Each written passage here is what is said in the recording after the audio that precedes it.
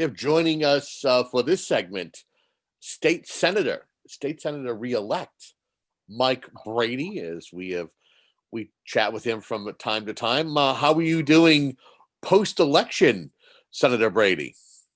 I'm doing great, and I want to thank you for having me on. I think it's important to keep in contact with our constituents out there, and I want to thank all my constituents for their continued support. I did have a good primary, and I had an opponent in the primary race, and I was successful, and I didn't have an opponent in November's election.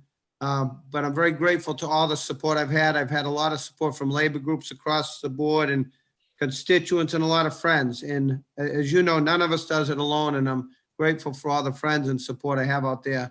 And I want to congratulate some of my other colleagues. I know that Representative Josh Cutler won, Representative Kathy Lenatra won in her district because we work very well together.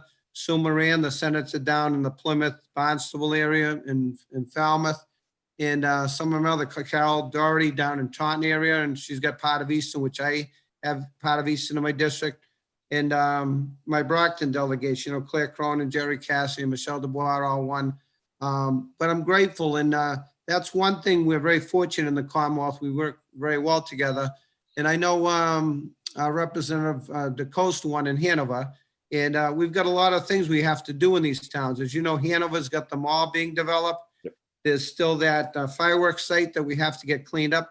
And we have a good federal delegation. I know Congressman Keating's in my district, Congressman Lynch, and then the new congressman who took Joe Kennedy's spot in Easton. But it's very important. That's all both federal and state. I know the former attorney general got some money to clean up that fireworks site in Hanover. And that's very important to get that cleaned up. Not only the noise that's been bothering the people, but the public safety, because there still is some ammunition from way back when there was a fireworks site that they have to get secured and cleaned up there. So that's that part of the district. As you know, we're dealing with the budget. The House is going to be taking up first the governor proposal to close out the 2021 budget. And then the House of Representatives is going to be taking it up, and then we're going to take it up in the Senate. And hopefully we'll get through this year. But the big concern is the next 2 years. And we got to find ways to bring more revenue. It's been a tough situation with the COVID epidemic. And, I lost my brother in May of this past year, and we've lost a lot of other good friends and the families that have suffered. I have a cousin who was a nurse at South Shore Hospital. She ended up getting COVID this year. She recovered. Her husband had it. And a lot of families have suffered, and hopefully they come up with a cure. I know experts in the medical fields are working diligently to try to come up with a vaccine, and hopefully they'll come up with it sooner than later. But it's been tough on a lot of families. We did see the real tough surge back in March and April, but now there's been an insurge in the smaller towns. The suburb areas are getting hit more, and their numbers are increasing. Right. So that's a concern. And we've got to address, the social gatherings. I mean, I know the governor implemented his moratorium, closing everything at 9:30. It's been tough. Public safety and public health is a priority, but it's been tough in the business community. Squires in Hanover closed a little while back. That was an icon, a great restaurant in Hanover. He did donate some of his food to some of the shelters out there. He called me, and we're very grateful for that. Some restaurants in Brockton have closed, and some restaurants that were potentially looking to open up have now decided not to, because it's a tough economy for the business community out there. Is there belief that we know enough here in the Commonwealth, and we across the country have experienced this pandemic long enough to know that we don't necessarily have to shut down our society or our culture for a matter of weeks and months, that we can sustain? Or what's your thoughts? Well, that's a big debate that is constantly going on out there, and I listen to the experts. I'm certainly not an expert with this, but we've been on calls every week with Secretary Sutter in her office, and I know somebody's taking over that position moving forward. But we've been on conference calls in the Senate and in the House of Representatives. We have a committee on this to deal with this issue, and it's tough. Some businesses feel that they should be able to be open, and they're starving. They're not surviving. As I mentioned, some businesses have already closed. I know the outdoor seating kind of worked pretty well, but as we get into these colder months, though, we're going through another warm spell. it goes back and forth. But it is tough. I know some of the restaurants that had outdoor seating did put those heating elements out there or whatever, and that helped, but it's been a tough battle back and forth. And some states have different mindsets on it. They don't feel like they have to shut down the businesses, and some have. And you know, the governor makes the decision. We have to abide by that. There is talk, you know, well, why can't the legislature do something to offset that? I do hear from the business community. The other thing is the people that own properties, the mortgage holders as well as the renters. I know we had a moratorium in place so that people couldn't get evicted if they couldn't afford their rent due to COVID, but there was no proof in that they were out of work due to COVID or other circumstances. And I had some homeowners that might have owned a multi-family or two-family. They had eviction notices on their tenants long before COVID hit. This goes back to the summer. I know one person, they gave the person money to find a new place to move to, and they didn't find a place. And then all of a sudden COVID hit. So they hadn't paid their rent in almost a year. And the guy who owns the house, or the girl or the party that owns the house, they still have to pay the mortgages to the bank. So I know the federal government has something in place. We are looking at trying to do something to protect both the homeowners and the renters both, because that's been a struggle. It's amazing that the real estate market has still continued to go in the direction it has. Prices are greater than they've ever been. But the tough part is you don't know how long that's going to last. And if people start falling back on the mortgages, we don't want to see a crisis like we had the housing crisis several years ago. So that's a concern we're trying to address as well. I would ask you this, Senator, if you are tuning in, we are speaking with State Senator Mike Brady, as he was just reelected to another term this month, just a week ago.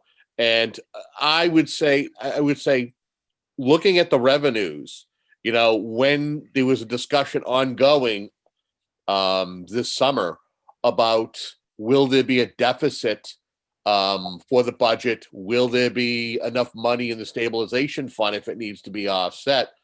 What's your understanding as to where revenues stand at this particular time for the Commonwealth to finish out the fiscal year 2021 and going into 2022? Well, that's the important thing that we've been dealing with. The most issue has been the revenue. At one point we were facing a $5 billion deficit. It dropped to $3.5 billion, which still is quite a bit. I know the governor's proposed his budget and it's going through the House and then it comes to the Senate. That will kind of balance out the budget for the fiscal year 2021. And it does propose taking money out of the stabilization fund, which it's not dipping into the stabilization fund as much as it did back when we had our last downturn. But like everybody, you and I have to balance our checkbooks as individuals. The state has to balance the books, unlike the federal government, which can deficit spend. So this is an important issue to get through this next fiscal year, 2021, which we're in the middle of. And then I think we can suffice that, get through that and balance the books.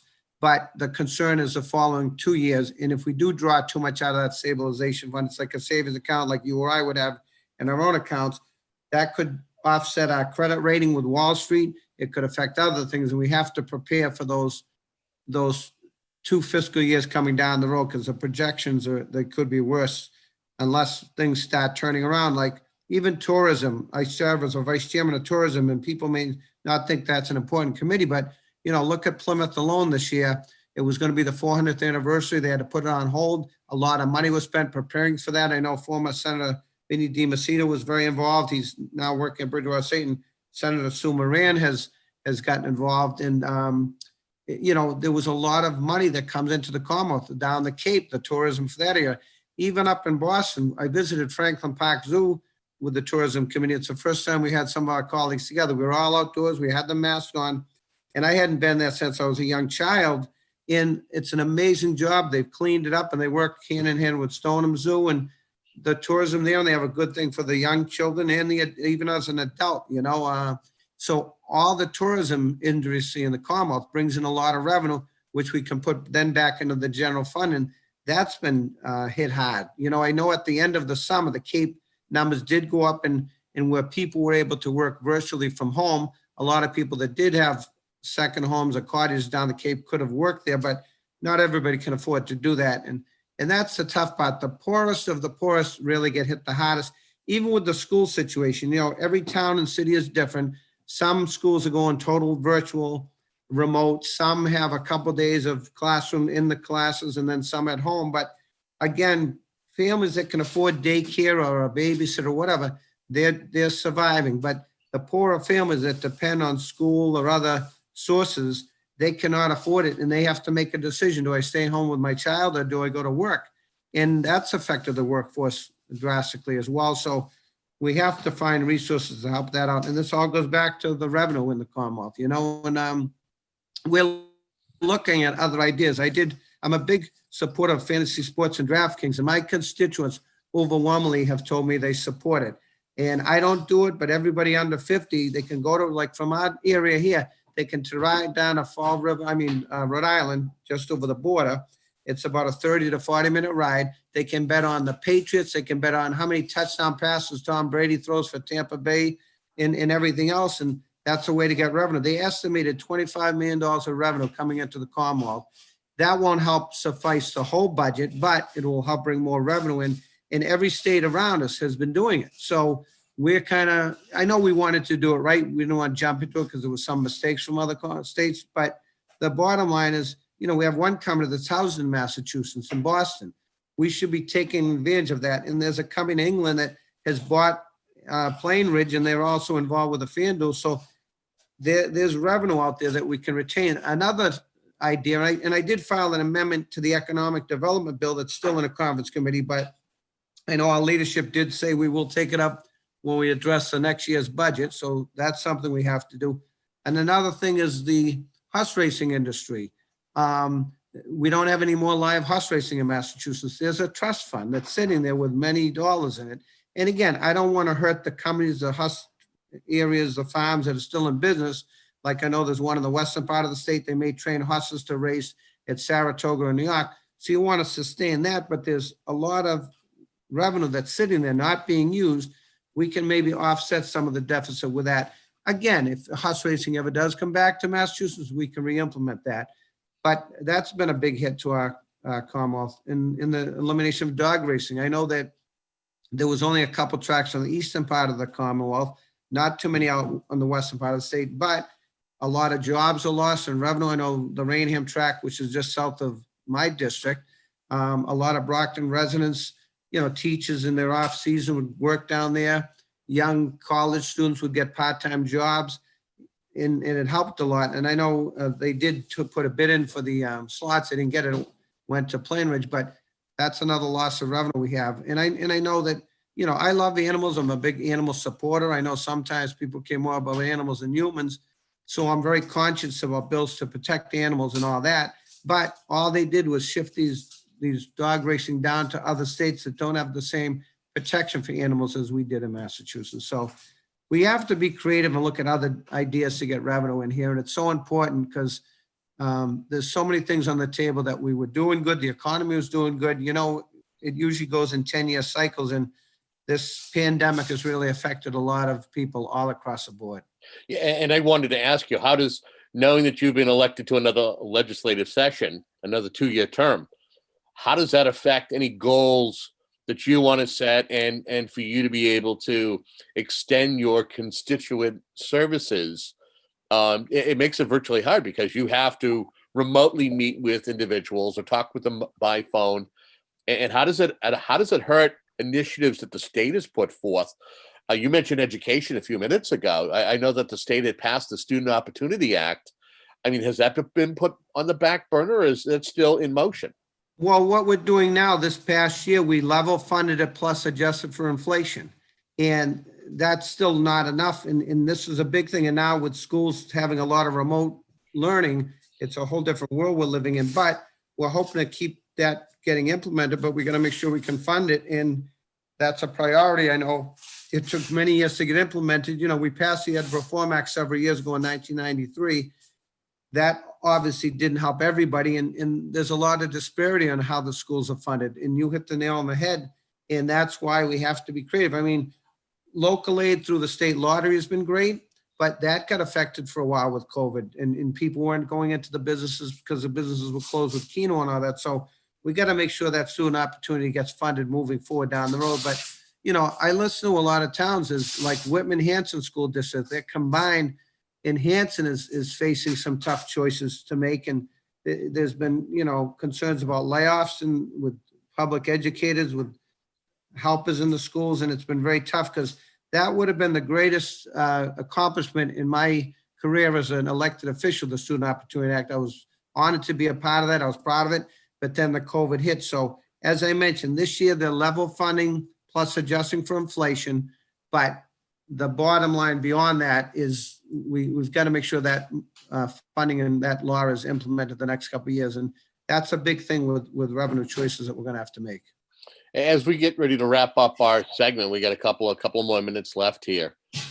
Anything you want to kind of say in closing in regards to what you're looking forward to in the next couple of years and what you're going to be paying attention to in the near future as we get ready to say goodbye to 2020? Well, we have 5 bills in conference committee, an economic development bill, an energy bill, there's a police reform. I don't know what they're going to come out. There's a conference dealing with that. We'll see when they come out of their committees. The environment and the energy is still a big issue. I'm a big supporter of cleaning the environment. We've got to get that. Economic development, that's all part of the economy. We've got to get that going. And the biggest thing is making sure we can implement these revenue. You want to protect public safety. You want to protect the schools and the roads. And I know there's been transportation bond bills. I know, again, in Hanover, I know Rep. DeCoste filed it for the 138 corridor over near the town hall there. Unless there's funding, that won't get implemented. We did two-way traffic for Main Street a couple of years ago. That never got funded. There's another bill filed for that. I got some money for some of our council on aging. Those are earmarks. Those did get implemented, like the Brockton Seaway and some others. But even housing initiatives, as I mentioned, between the renters and the mortgagees, I know some of our housing authorities are looking at federal dollars and to renovate and upgrade. Some of these buildings are kind of outdated and so forth. And that's another thing that we're waiting for.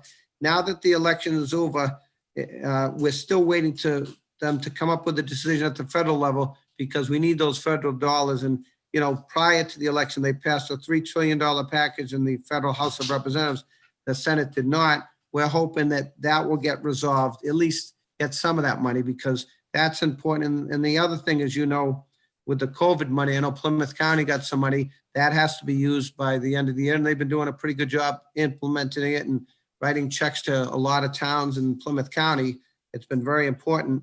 And that's what helps. At least we've got a great relationship with our federal delegation in Massachusetts, our local state and county officials. Yep. And I think working together is how we get things done. And the cliche, I know the Patriots have had a tough start. Hopefully things will be moving in the right direction, but they've lost a lot of the players this year. And one good thing that helps us get things done in the Commonwealth is working together and across party lines, Republicans and Democrats, because as you know, I can't do my job alone without support from my fellow colleagues in building up relationships. I think that's where experience and the work ethic helps because, as you know, I've been around a while.